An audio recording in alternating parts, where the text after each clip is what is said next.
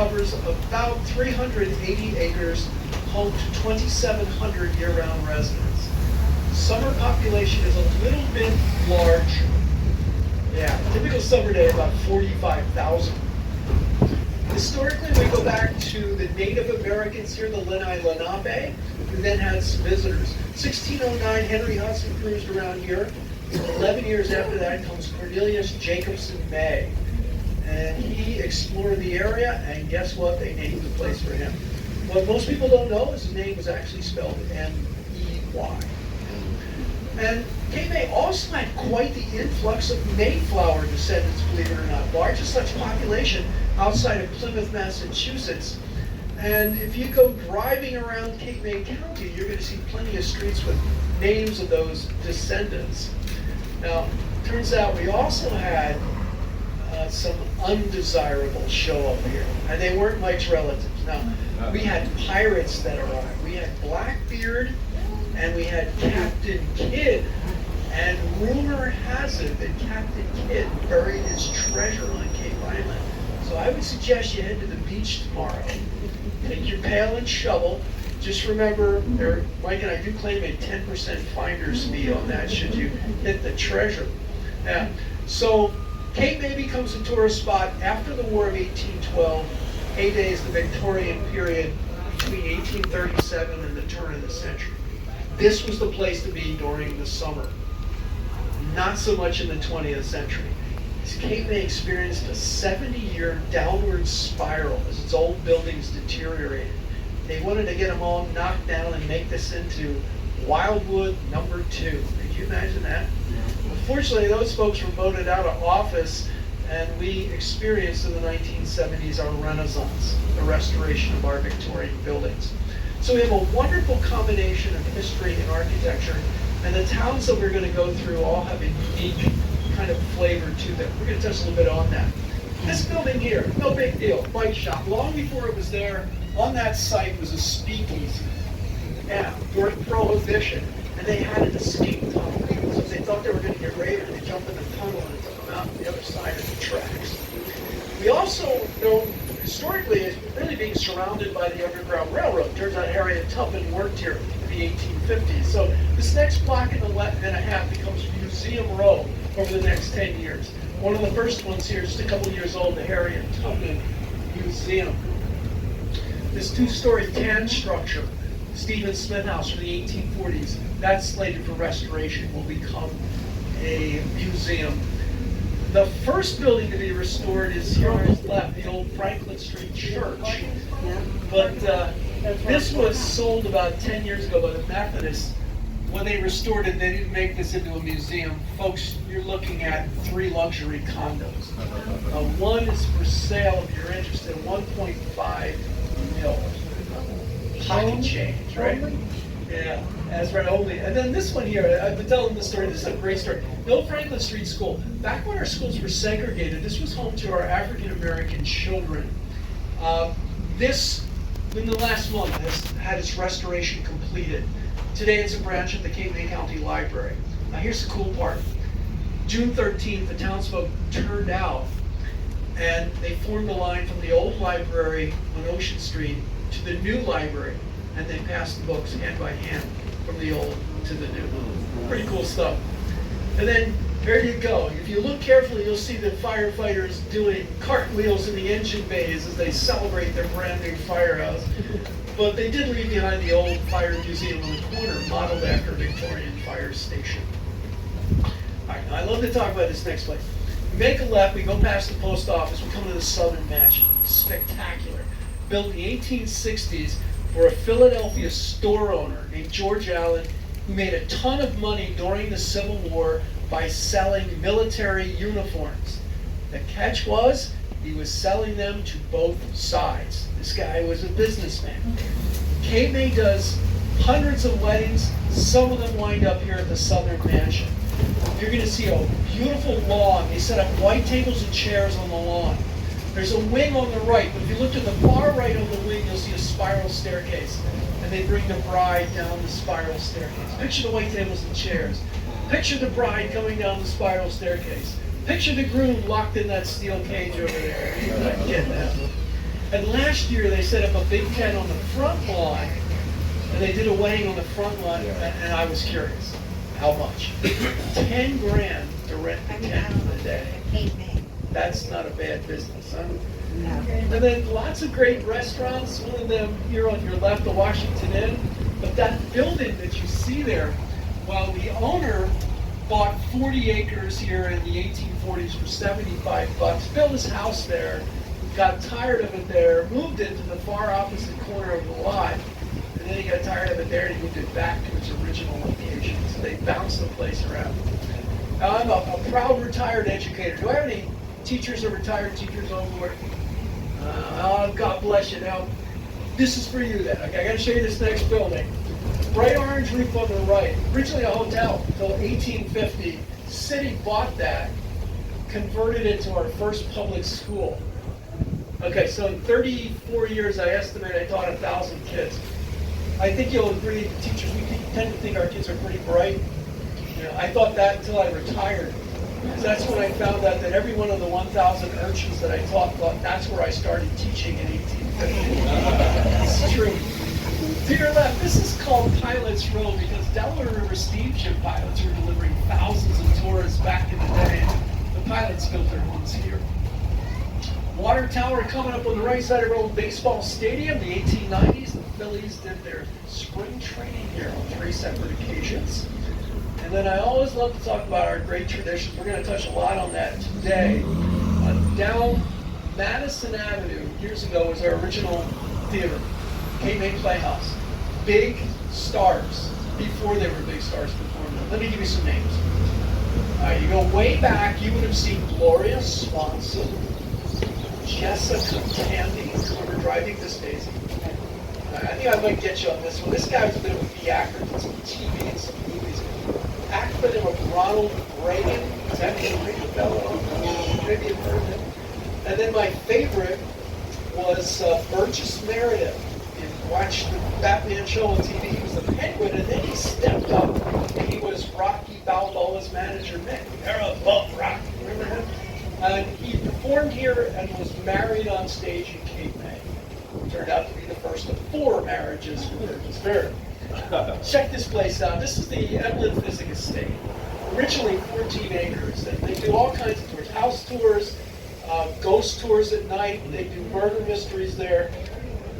But this place, nice little place, 18 rooms, 8 fireplaces, 6,100 square feet. It was built for 3 people. Dr. Evelyn Physic Jr., his mom, and his maid, Nan. And do you feel like Dr. Physic had money? Yeah, he earned it the old-fashioned way, folks. He inherited it. His grandfather was loaded. Granddad was a renowned surgeon, but he had invented the stomach pump. Also had something to do with the creation of black cherry soda. And I've often wondered, maybe one invention had something to do with the other. I'm not so sure. But our Dr. B, like his grandfather, graduated from med school at the University of Pennsylvania, 23 years of age, took his inheritance. In factored inflation, it was worth just south of $8 million. So he took the diploma, took the inheritance, moved down here, and at 23, he retired. Never practiced medicine, became a gentleman farmer. That's what I want to be when I grow up. A gentleman farmer with $8 million in the bank.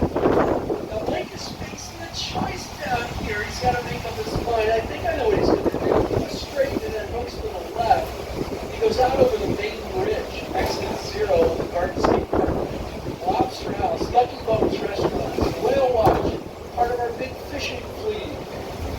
I don't think he's going that way. Mike is far too bright. He understands tourism. He wants to provide you with all the information you need to have a good time here. So he's going to go to the right because he wants to show you the only Wawa in Cape May. And we have one Wawa, we have one gas station, which is right there, and that's it. And the Wawas are just around past this building here. There it is. No gasoline there. And then this is Texas Avenue, but it will magically, as we get into the curve, turn into Pittsburgh Avenue. And as we go into the curve, we get into what is referred to around here as unaffordable housing. The development is known as Harbor Cove. And mostly the guys living in there are trolley drivers. They make huge sums of money doing this job. And I also mentioned a bit about fishing industry. As a teacher, sometimes at Christmas, I would get scallops, fresh scallops as a Christmas gift, which was kind of nice. And the industry employs a lot of people down here, but it's also dangerous. And through the years, we've lost 76 fishermen at sea. So in the 1980s, the city constructed the Fisherman's Memorial. Now, we can't get down there. This is Missouri Avenue to your left. You look all the way down the street, you see a flagpole, and at the base is the monument. It's a mother looking out to the harbor with her 2 children. And it is lovely, but what's cool is the beach down there. There's a little cove beach that looks out on the harbor. You see the Coast Guard cutters in the distance, the fishing boats hauling into the lobster house. You see the bridge from the distance. It's really worth seeing.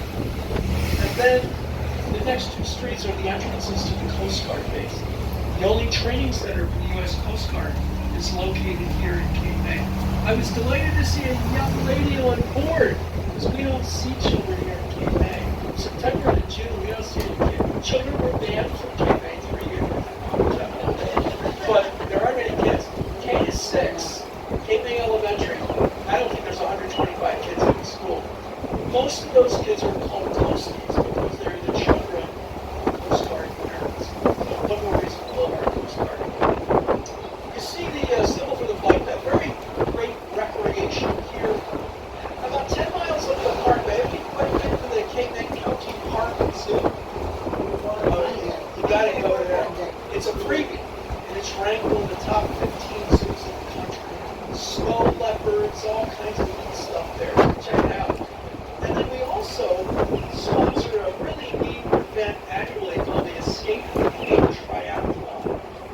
It's the first Sunday in June every year.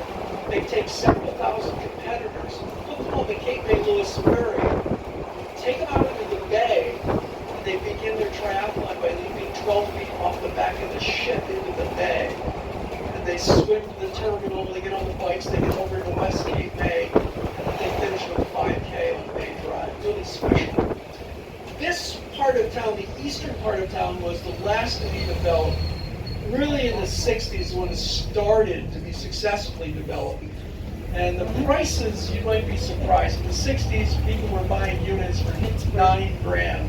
You're not going to touch anything farther down there for under $500,000 today. The guy who tried to develop down here, maybe it's a familiar name, Peter Shields. Many of you eat with the Peter Shields Inn. Well, he had lots of things that went bad for him, but the one thing that went right was the building of his house. And you see the big white columns of the Peter Shields Inn. And you'll notice the steps, because they'll do weddings on the steps. The reception is held on either porch. But weddings in Cape May, a lot of them on the beach, are just beautiful. Yeah. Now, I mentioned a couple of difficult times. The Great Fire of 1878 was devastating, and just as devastating was the nor'easter of 1962. The water was right over the seawall. If you've been to the Chalfont, you know it has a railing in the front. The floodwater is several blocks inland, or 3 and 4 feet high. And it caused all kinds of problems and damage, turned this street on its side. But fortunately, federal disaster money helped out a bit, and folks rebuilt. But they also have a building height limit in Cape May. After the flood, you don't go up above 35 feet. Speaking of big, our largest hotel, this is the Grand. And you see the tower sticking out of that blue tower.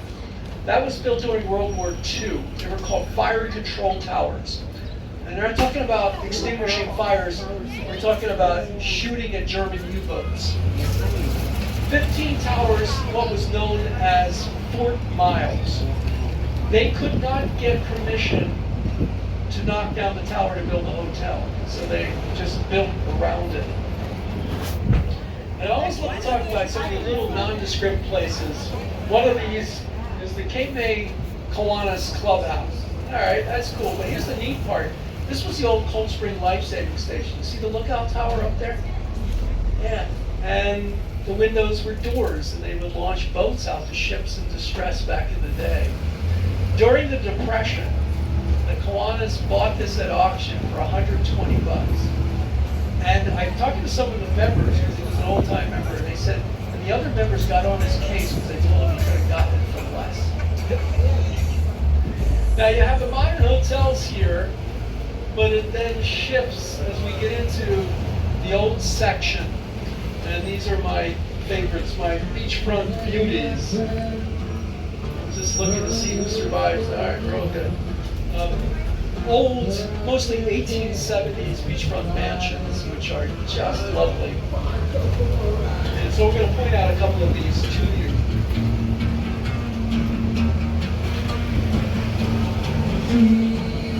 Still today. So in the distance, you see the red top with the American flag on it. That building is known as the Sea Mist. It is 5 stories high. From the beach, it looks like a ship. It's enormous. It was built in 1873. They completely redone in the 1990s. And when they do postcards of Cape May, there are certain buildings they take pictures of, and that's one of them. And the other is the Abbey with its big tower. So here you go. Here's the Sea Mist. I imagine you get up on that top floor, that's quite a view up there. And then, what opposite corners down here, I love to talk about these two. The sandy colored one, I just love these circular verandas.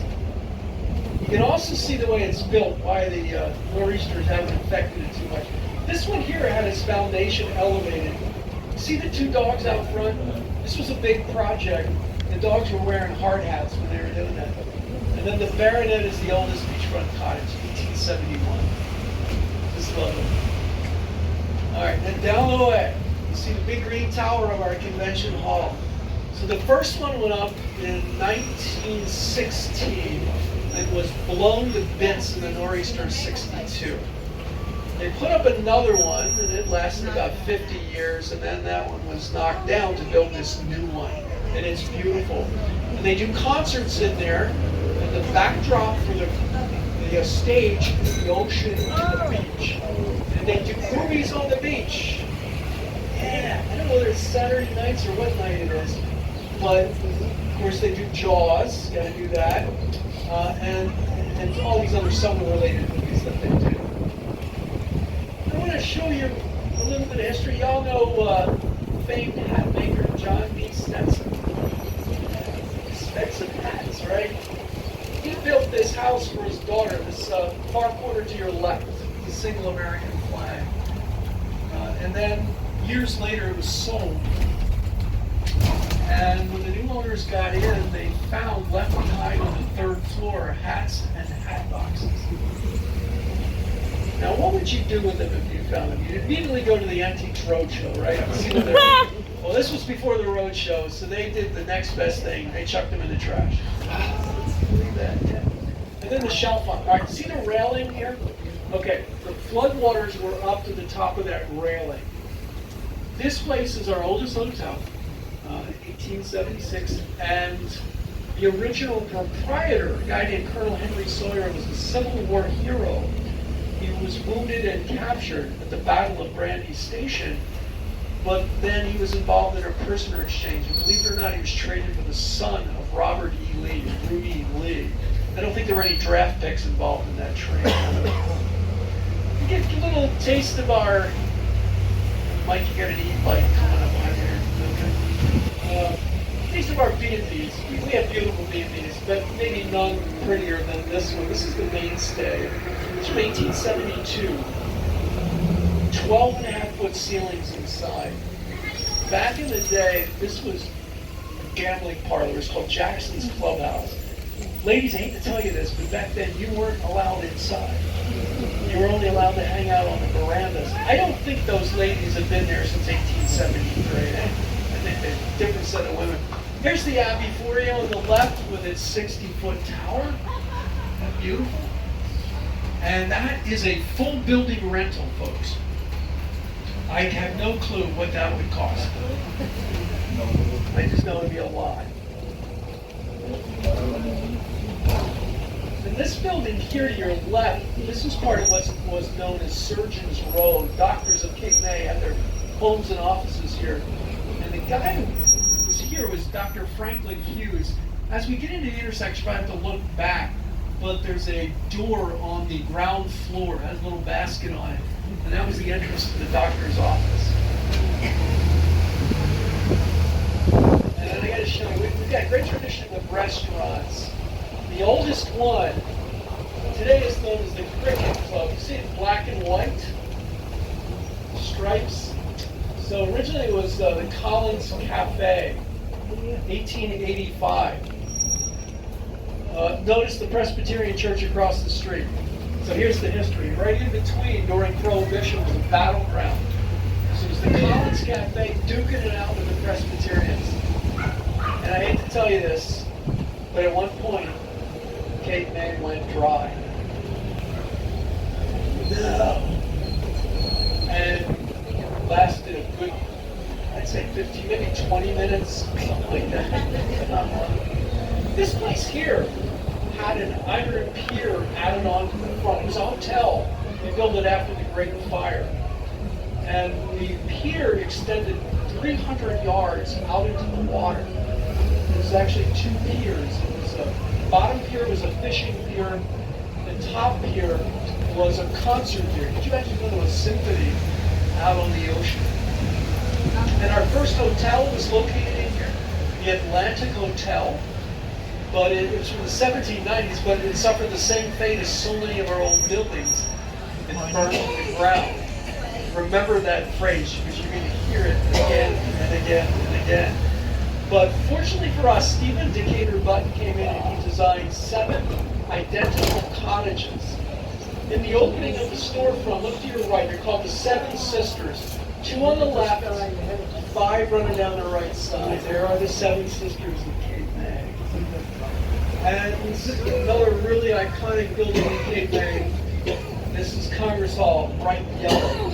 The first 2 Congress Halls suffered the same fate. They burned to the ground. They were both made of wood. This was made of brick. Look how big that is. But folks, the second Congress Hall was twice as big. Can you imagine that? At Christmas time, they put about a 40-foot tree up in the elbow there. And we must do 27 tree lightings in Cape May for Christmas. But they have amusement rides for the kids out there at Christmas time, all lit up. It's beautiful. It's gorgeous. And now we've got the beach. Okay, so y'all been on the beach, you know you need a beach tag, right? No big deal. That revenue, which is substantial, does wind up heading back on the beach because they take excellent care of the beach. Come down here about midnight, okay? And you'll see the beach rakes going up and down, cleaning it all up for you.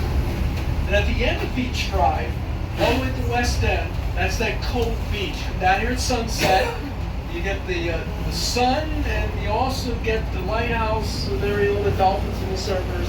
But there's also this little pavilion down there. Tomorrow morning, 8 o'clock, the tradition in Cape May is that this little ecumenical communion service lasts about a half an hour.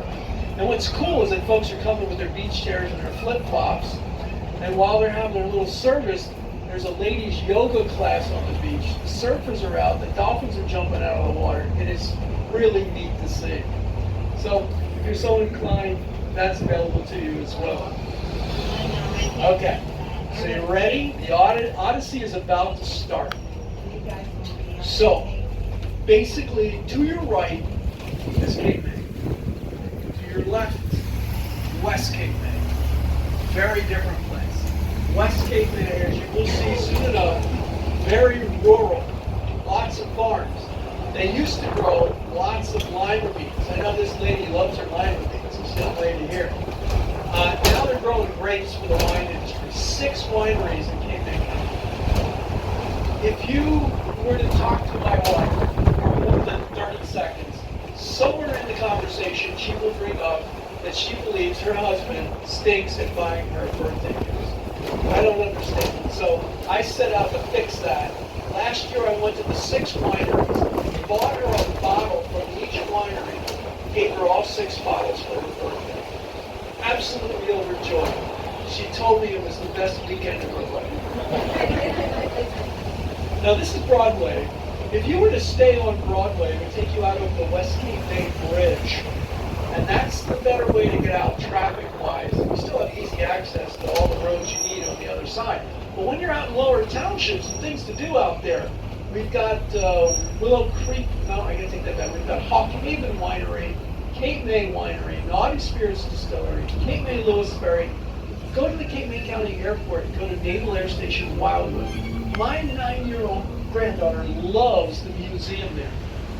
In this big hangar, they used to train dive bomber pilots. Well, today they have vintage aircraft. Kids can get into all types of World War II and subsequent apparatus, so they enjoy it there as well.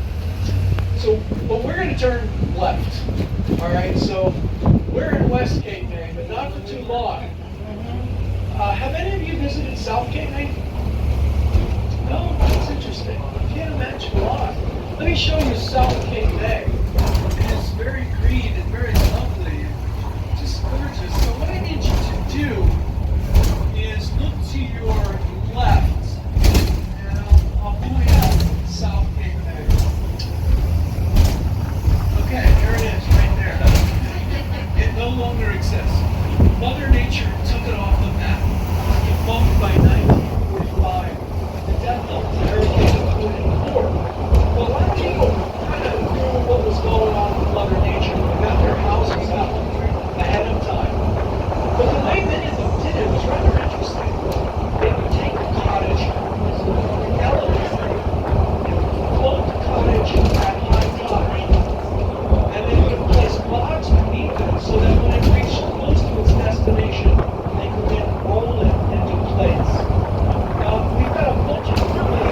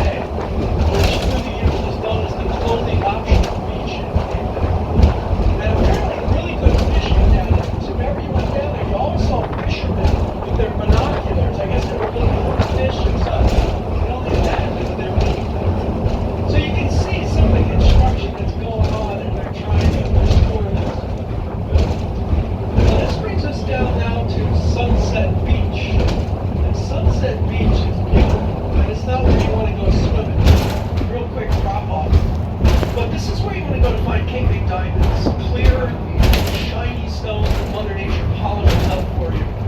Maybe 75 yards off the beach is what's left of the concrete ship, the SS Atlantis, that sank here in 1926.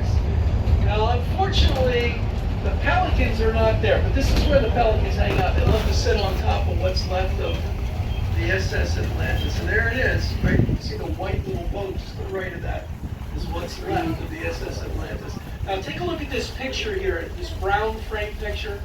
You get at least an idea of what the SS Atlantis looked like. Concrete ships turned out to be not such a great idea. Not very efficient. And you see that flagpole back there in the summer, 3 days a week, 3 evenings a week, they do a flag lowering ceremony. And it is very solemn. And part of that is because the flag they lower is a veteran's casket flag. It's an honor of fallen veteran. And then you see the tower. This is a World War II fire control tower. And they were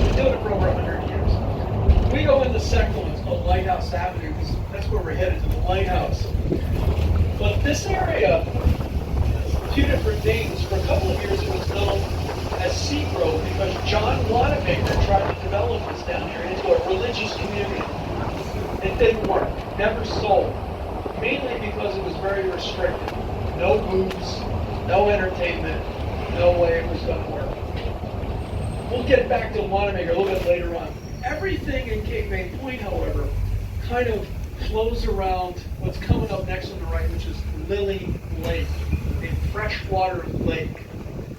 But Lily Lake, when it's about a mile around, really has some history. And it turns out, in the War of 1812, the British were sitting off our coast looking to replenish the freshwater supply. And they knew about Lily Lake. Well, the locals got wind of that, so they dug a trench from the ocean to the lake. They spoiled their own fresh water so the British couldn't get it. Now, I don't know about your textbook back there, but they never get it right on the War of 1812. Because the real reason we won is because of Lily Lake. Because the British were sitting out there and they're saying to themselves, "OT, are you kidding? We're out of here." And that's why we won. Now, this roadway takes us to the lighthouse. Now, have any of you climbed the lighthouse? How was it up top? Okay, so one of the big events at the lighthouse is a full moon climb. I think we have a full moon coming up within the next day or two. Pretty neat, good night climb. 157.5 feet tall. Did you count the 199 steps going up? Yeah, I'm sure your calves coming down were a little bit tight. 2 million people have made the climb over the last 40 years. That, however, what you're looking at is the third lighthouse. What's left of the first two are underwater as Mother Nature continues to change the shoreline.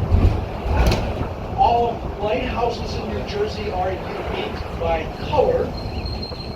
This one at the base is 3 feet thick and at the top is 1 foot thick. We're going to set you up for a picture, okay? It's real tough to get a good shot up close. So we're going to, as we make our way back around, we're going to put you in a good place for a good photo. This little building here, the little white building, was the oil house. Before they had electricity, they were using oil. And then, of course, during World War II, this was a military base. So the wooden buildings down there were officers' barracks. And then you see the walkway up on the dune onto an observation platform. They're looking right down onto the beach. It is not where you want to go swimming. It's a beautiful beach, but it's a very quick drop-off.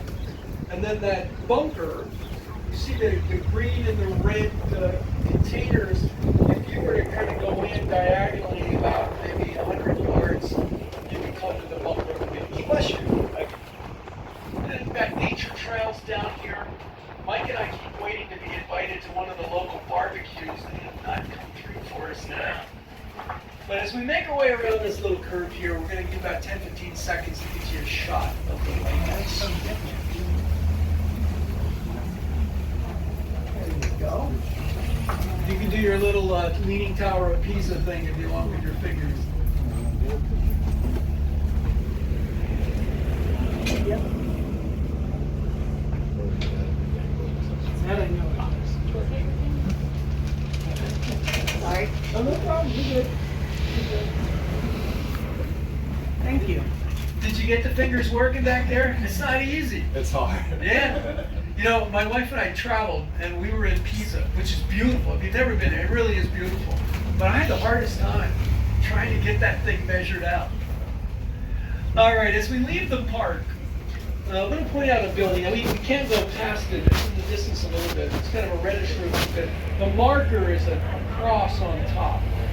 So it started out in the 1890s as a hotel, and then eventually the Catholic Church bought it, and they converted it to a retreat for nuns. So as we get to the exit, look down the way on the left, you'll see the cross. When the church had it, it was known as St. Mary's by the Sea. It is a U-shaped building right on the beach looking out where the ocean and bay come together. And the nuns would be down there every year until COVID, and then they stopped coming. And then the locals were stunned just a few years ago when the church announced that they were going to allow the building to go to the sea. What? You're kidding. They weren't kidding, and they were not going to be dissuaded. Eventually, fortunately, an agreement was reached, and that building is now a Science and Environmental Studies Center. You can take a tour of it. But Google St. Mary's by the Sea, Cape May Point for some spectacular shots of a really neat building. All right, back to Wanamaker. Everybody knows he owned the department stores and all that stuff. But what most people don't know is that he was a cabinet member for President Benjamin Harrison. He was Postmaster General. And when Harrison was president, the White House was getting electricity. So he had to vacate. And where did he go? Well, he set up his offices at Congress Hall. But he lived out here with Wanamaker, and they worshiped in one of the little churches on the circle, and it was known as Beadle Memorial. It still exists today. Wanamaker had built the church named for his pastor in Philadelphia. 2 weeks ago, I got into Beadle Memorial. The most beautiful little church I've ever seen. Wooden arches, gorgeous. Little plaque out on the porch indicating the presence of both Wanamaker and President Harrison. If you get a chance to wander over there, that might be a nice little field trip. Okay, so now I get to my favorite part, my fun part. This is where I get to talk about the locals and what makes this place so special and so unique, and the traditions that go with it, and the Cape May attitude. All right, so let me start with a couple of rather well-educated young ladies who went to Europe and learned how to bake bread. And they do bake bread really well. They came back here and decided they would bake and sell. Now they're down to one young lady at this point, but when they're only open 2 or 3 days a week, you need to be there an hour ahead of time. That's when the line starts, an hour before they open. And the locals will bring their beach chairs and their books, and they'll sit and they'll wait until they're open. The problem is the line goes all the way down Sunset Boulevard. There's no guarantee you're actually going to get some bread. Now, they sell this bread out of a rather interesting facility. Not exactly a palace. How about more like an outhouse? All right, so let's take a peek here. This opening coming up on your left. This is the bread palace here on your left. There's your summer schedule. Tuesday. Monday, Tuesday. All right. 10 a.m. here at 8:30. First of all. Now, down the way a little bit and back in, which gives you a lot of farms, but a couple of places you might want to visit. One of them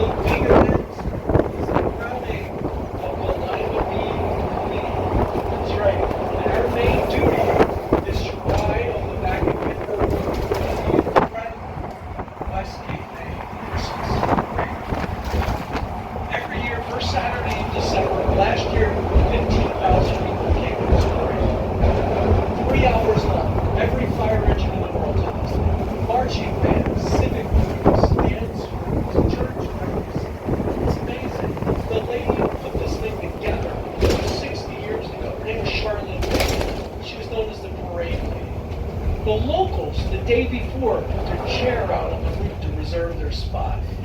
Charlotte loved the mummers, you know, the guys with the wild suits from Philly.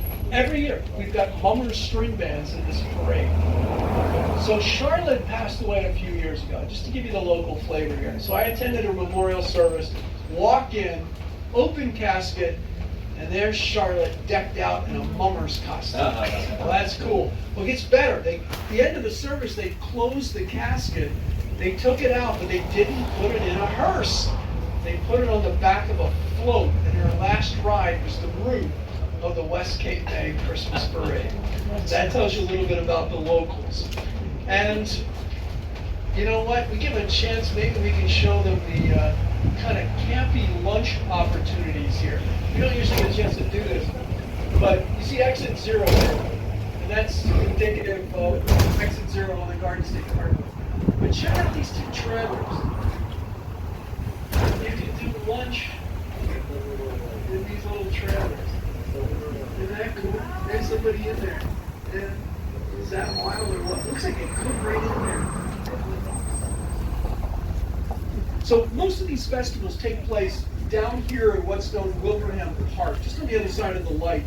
The park, it's not real big, but it was donated in 1922 by this guy named John Wilbraham. He was loaded. He owned the Philadelphia Iron Works. The rumor was that he actually had a train line ran all the way to his back door, so he could basically get off the train and go in his own house. The house, his mansion still remains. He acquired the old Hughes farmhouse, and then he went about Victorianizing it. Towers, porches. But we can show you this place once traffic lets up, which will be what, next Tuesday? That's what I like it. Yeah, usually we can kind of cruise through. But there's the park. On the other side are these four places. His is the last one. We'll point it out to you. It has a stunning view of the parking lot at CVS. So check that out. But what people love, they come down in the winter because it is an indoor swimming pool. Go in there. Now, I can't claim to be a lifer. And the reality is I've only been here since 1979, so 45 years coming up on that. And there have been changes in Cape May, but none bigger than defining the tourist season. Because it used to be we'd wave hi to you guys on Memorial Day and sadly wave goodbye on Labor Day, and that's the part that's changed. Now, tourist season extends through New Year's Eve. We'll talk a little bit about how that came about. And I want to show you this Wilbraham Mansion. It's the last one on the left. There's four of them. 1, 2, the yellow one is 3, and then the Wilbraham Mansion is 4. There you go. Nice big place. So the tourist season, why is it extended? All right, so we do Christmas really well. This town gets lit up for Christmas like you wouldn't believe. Not only is the Christmas parade wonderful, but tree lightings and all kinds of different events for the holidays. They do candlelight tours on Saturday nights in Cape May. They open up, I don't know, 10, 12, 15 old churches and old buildings and B&Bs, and you can get into all of them in one night. But the real extension occurs in October. Okay, because in Cape May, Halloween is not a day. Halloween is a moment. Because we celebrate one of the outstanding characteristics of Cape May, which is we are one of the most haunted towns in the country. Everybody has spirits in their house. Some Aunt Emily or somebody wandering around in the middle of the night up on the 3rd floor. Everybody. A friend of mine lives right across from the physics estate. We say hi to Aunt Emily almost every night. Remarkable. And apparently it's also become well known because we've had national TV shows that have come in here and they have filmed. And they have identified cottages with lots of spirits. One of them claimed that they had found the one cottage with the most spirits, and of course we all know it's right here, which is Collier's Liquor Store. There are a lot of spirits there. But it has become very campy, very popular. They do trolley tours at night, ghost tours, and it is very, very popular. Now, on the mall, I was doing a little wandering between tours. I went over to Decatur Street. I was just checking out the crowd at the Ugly Mug. Anybody been to the Ugly Mug? Next door, Finn's. Oh, you were in Finn's. You were real close. Finn's is a little bit more trendy, but the same people that own Finn's actually own the Ugly Mug, believe it or not. Yeah. Well, the Ugly Mug was done here in the 1930s, and it was a tradition. So we get a chance to go in there and check that out. I think it might be fun for you. And then this place here, the Virginia Hotel, the Christmas time, talking about decorating. It's kind of funny. See these posts? All right, so at Christmas time, they put a Santa Claus on every post. And the first time I saw it, I said, oh my gosh, it looks like pole dancing Santa. And then I find out 3 years ago that they found 7 $1 bills in Santa's boots. Now that's not right at all. And great eateries, I always point out the busiest one. Now, you might not be busy right now. This is more of a lunch crowd. But see if you can pick out Hot Dog Tommy himself. Like, see if you can figure out which one is Hot Dog Tommy. I just like to have one of those hats. All right, he's a good guy. He really is. But at lunchtime, the line will be down here. That's just the way it works. Everybody wants one of his popular hot dogs. So we make the way around the bend here, and I always talk about transportation because I can remember prior to living down here that it was always kind of, you had to figure out when to go. And the locals understand traffic. Like typically we don't go anywhere on a Saturday because you've got folks coming in and folks leaving. And we know Sunday night it's all going north. And that's changed a little bit, believe it or not. They tell me Thursday is the new Friday. We get a lot of people coming on Thursdays and we get a lot of people that leave on Monday morning. So maybe it's changing a little bit. But I was curious about folks getting here. We became a tourist spot after the war in 1812. So how did people get here? There's no Garden State Parkway or anything like that. So many people went to Philadelphia to get on a stagecoach. And it took them 3 days, and it set them back $2 to get here. And then the 1820s brought steamships to Cape May. And they let them out at Sunset Beach, right by the concrete ship. And there were horse and carriage waiting for the tourists to get off the ships to bring them in Cape May. And that road, that Sunset Boulevard that we're on, was a privately owned road. It was a toll road. Could you imagine they charge you a toll to get into Cape May? Next thing you know, you're going to tell me that they're charging you to get on the beach too. I mean, it's hard to believe. But the steamships was 11 hours from Philly. And then the Civil War really cut it down. Then it was a train ride from Philadelphia. That was down to 3 hours. So I would suspect that from Philadelphia on a Saturday, it might take at least 3 hours to get here. Maybe the time is a little better. So we wind up our tour. Lots of stories in the buildings. This one had a famous, or maybe it's infamous, third floor, known as a house of negotiated affection. Back in the day, the first floor was a pharmacy. The second floor was an illegal gambling parlor. The third floor was the house of ill repute. And the salty locals would put it this way, so cover the young lady's ears. Say the gentlemen of the day would take what they won on the second floor up to the third floor, but then they would have to retreat to the first floor to get rid of what they got on the third floor. You guys have been a lot of fun. Thanks so much for joining us today.